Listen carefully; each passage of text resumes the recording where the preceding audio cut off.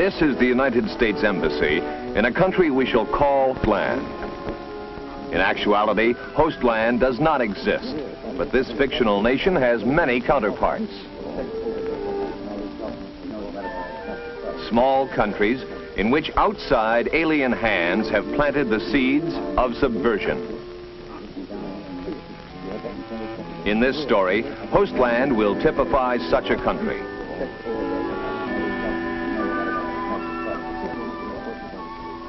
A nation seeking its own independent path to progress, but stalled in its forward march by a subversive force that grows more malignant with each passing day.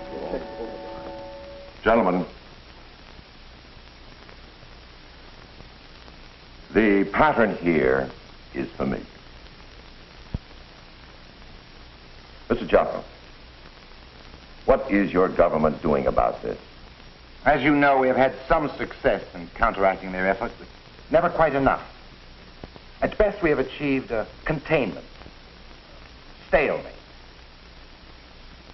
Now, with the sudden intensification of subversive activity, the outbreak of violence in the eastern province, my government is firmly convinced that a full-scale internal defense operation is the only answer for the problem.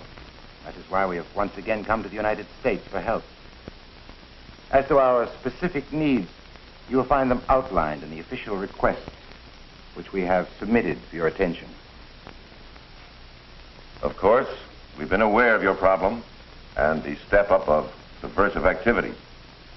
We have plans for this type of emergency, prepared in advance and continually updated. So I've been informed by your military attaché, Colonel Adams here. You have men who specialize in internal defense operations, familiar with the situation we're facing. Then you are specifically requesting? That you assist us in ending our current training program. We've got to set up and staff new training centers for officers and NCOs, and we must move quickly. With your government's help, we should be able to accomplish our objectives in much less time. And time will be a critical factor. I feel confident that my government will give you every assistance along those lines. In fact, we should be able to have additional advisors on the way here in a matter of just a few days. Other specifics? Frankly, Mr. Ambassador, we lack the trained men who would be able to plan and implement operations in an area we think is vitally important. Because of this, we are also requesting that your team of advisors include a senior officer who is thoroughly experienced in psychological operations. Very well, sir. I think we can provide you with an expert on the subject. This man is the expert on the subject. His name is Leo Hamilton, and he is a lieutenant colonel in the United States Army. Earlier today, he was designated the Psychological Operations Staff Officer Advisor. Soon, with the other officers on the advisory team, he will be flying to host land. In the area of psychological operations, PSYOP, Colonel Hamilton qualifies as a veteran with considerable field experience. Now he is building on that knowledge, supplementing it with specifics concerning host land, its geography, its economy, its governmental structure. Above all, he is concerned with its people, their way of life, their religion, their culture, their sense of national identity, or lack of it. He must know the people of host land, for their minds will be his primary objective. As promised by the ambassador, a team of American military advisors arrives in host land just a few days after that country's official request for assistance. Their initial destination is the United States Embassy, and they are met by a representative of the military attaché. Like the others on the team, Colonel Hamilton has come to his assignment well prepared, but he still faces many hours of additional study and research before he can begin to initiate a PSYOP program. At the embassy, he meets with the local United States Information Service representative for a briefing on all programs that may be already underway in host land. He reviews the psychological objectives the United States hopes to achieve in host land, objectives based on official U.S. foreign policy. He confers with the chief of the United States Agency for International Development. This knowledge is of vital significance, for his efforts must harmonize all other American activities within host land. His next stop is a host land Army post. He meets Lieutenant Colonel Matrak, who will be his counterpart, the man with whom he will work in very close conjunction while he serves in host land. With his counterpart, he reviews all available sources of information that will help him determine the attitudes of the population. How do they feel about their country, their government, and how do these feelings vary from locale to locale?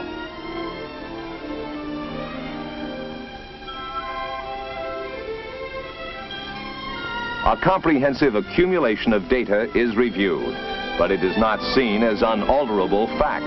It is rather a guideline for further research. And all such further research is done firsthand. They literally tour the country, sounding out the people and their leaders, seeking face-to-face meetings that will pinpoint national and local problems, what they are and where they are. In the cities, they attend labor meetings.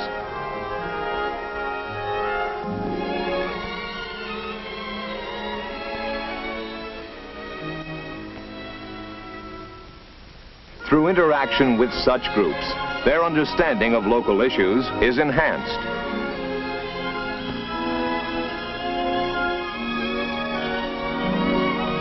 They meet with labor leaders and industrialists. Their main goal is to find out the feeling of labor and industry toward the military and government of host land.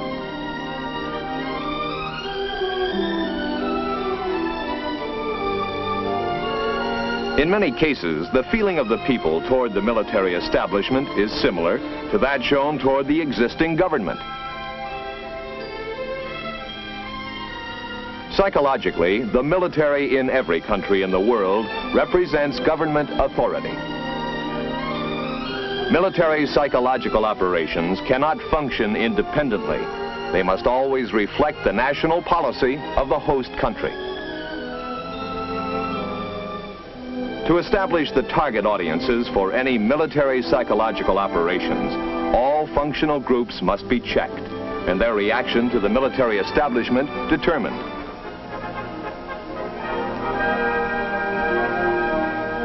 Teachers,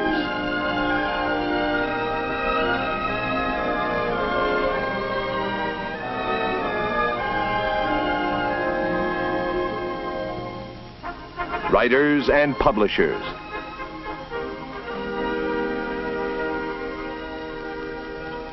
farmers,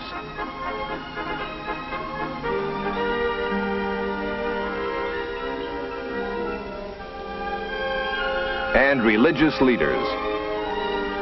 Each will have a perspective that is peculiar to his own particular group. Problems, real or imagined, will come to the fore.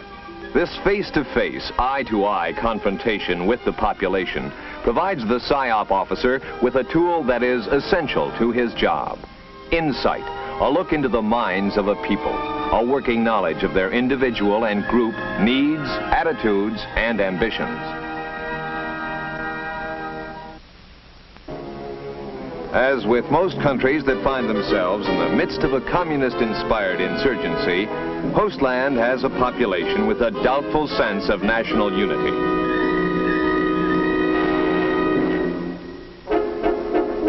Hostland does have problems, economic, social, and emotional, and subversive insurgents are always aware of them, always ready to promise instant solutions for the price of revolution.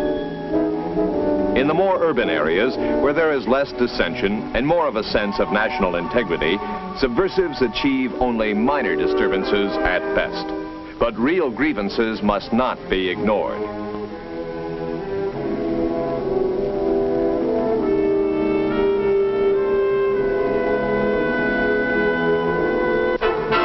In the rural areas of host land, where government supervision and control is only a wispy thread, the subversive makes stronger headway.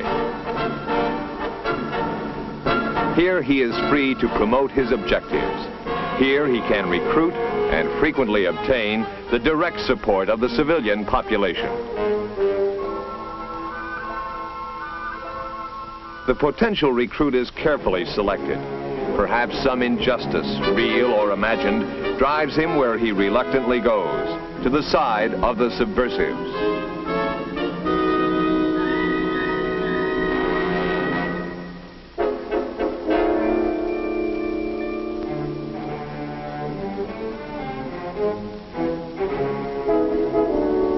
In some areas of host land, the subversives have so deceived the populace that they have very strong civilian backing. Here they are openly combating government troops.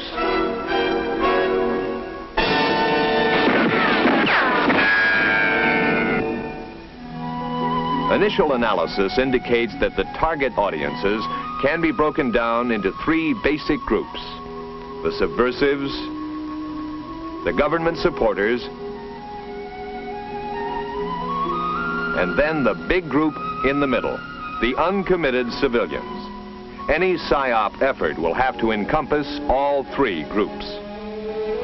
Having mentally worked out, altered, rejected, and then finally accepted plans for the military psychological operations program, they now prepare to put them on paper as a formal proposal.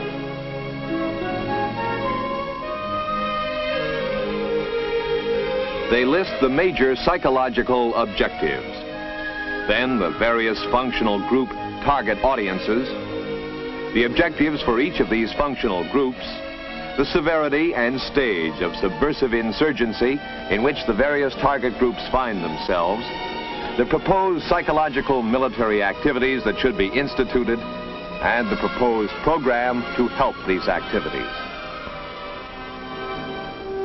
After securing recommendations and the necessary approvals from his own people, and making sure that the military psychological operations plan fits in with the USIS country plan already in effect, the plan is checked with the government of host land.